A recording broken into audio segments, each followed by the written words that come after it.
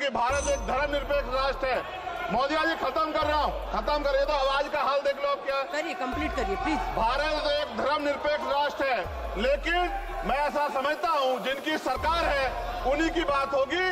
मुसलमानों की, जैनों की, सिखों की, रविदासियों की और बुद्धिस्टों की जो आंदोलन कर रहे हैं और पुलिस लाठी मार रही है, मैं समय रहते चेतित कर रहा हूँ। सरकार को चिंता करनी चाहिए कि बुद्धिस्टों का अपमान ज्यादा दिन बुद्धिस्ट बर्दाश्त नहीं करेंगे। महाबौद्ध विहार हमारा हक है और वो देना पड़ेगा। आपका बहुत बहुत दान किया जाए। मणिपुर की घटना की वजह से अंतर्राष्ट्रीय स्तर पर देश की छवि खराब हुई है। मुझे ऐसा लगता है ये तभी होता है जब सरकार को कुर्सी से ज्यादा प्यार होता है और जनता के हित से कम प्यार होता है। आज SC/ST पे एट्रोसिटी बढ़ रही है। जातिगत भेदभाव की वजह से बारातें रोकी जा रही हैं। अभी हाल ही की घटनाओं में कई ऐसी घटनाएं हुई हैं उत्तर प्रदेश में जहां जातिगत अपमान हुआ है। सभापति जी, मणिपुर देश का अभिन्न अंग है, वहां महिलाओं एवं बच्चों की सुरक्षा सुनिश्चित की जाए। यह केवल एक राज्य का नहीं बल्कि यह मुद्दा देश की अस्मिता और गरिमा से जुड़ा हुआ है।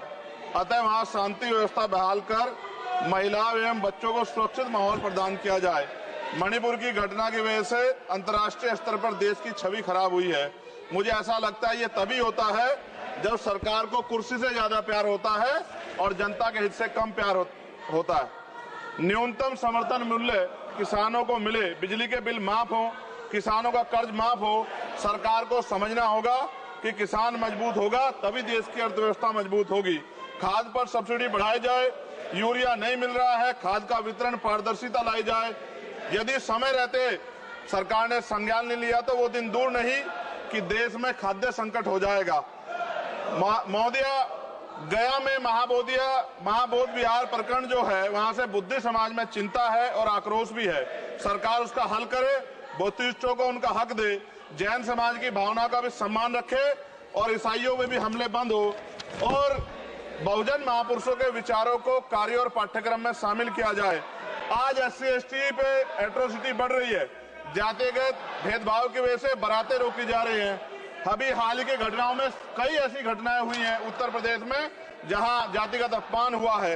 नगीना लोकसभा क्षेत्र में किसानों की मुख्य आय का साधन गन्ना उत्पादन है, लेकिन न गन्ने का मूल्य में वृद्धि हुई है और न ही मिल द्वारा समय पे भुगतान किया जा रहा है।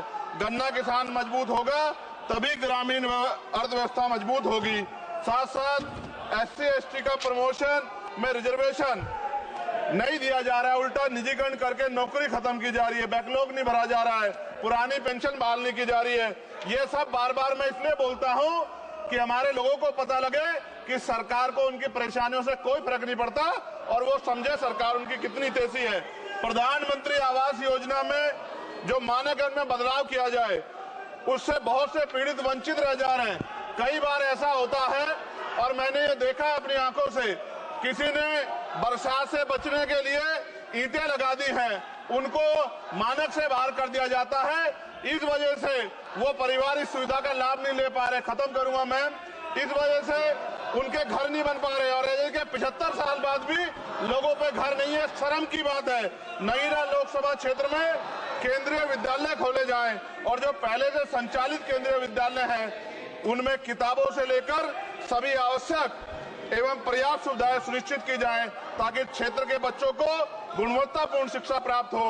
और अंत में मैं खत्म करते हुए कहना चाहता हूं, अभी ईद का त्योहार आ रहा है, हम भी ये देखेंगे और देश भी ये देखेगा कि सरकार उनको कितनी मदद करा के उस आयोजन को, उस त्योहार को मनवाने में मदद करेगी, जैसे अन्य धर्मों को लगातार मदद कर रही है, क्योंकि भारत एक धर्मनिरपेक्ष राष्ट्र है। मोदी जी खत्म कर रहा हूँ, खत्म करिए। तो आवाज का हाल देख लो अब क्या करिए, कंप्लीट करिए प्लीज। भारत एक धर्मनिरपेक्ष राष्ट्र है, लेकिन मैं ऐसा समझता हूँ जिनकी सरकार है उन्हीं की बात होगी। मुसलमानों की, जैनों की, सिखों की, रविदासियों की और बुद्धिस्टों की जो आंदोलन कर रहे हैं और पुलिस लाठी मार रही है, मैं समय रहते चेतित कर रहा हूं। सरकार को चिंता करनी चाहिए कि बुद्धिस्टों का अपमान ज्यादा दिन बुद्धिस्ट बर्दाश्त नहीं करेंगे। महाबौद्ध विहार हमारा हक है और वो देना पड़ेगा। आपका बहुत बहुत धन्यवाद। जय भीम, जय भारत।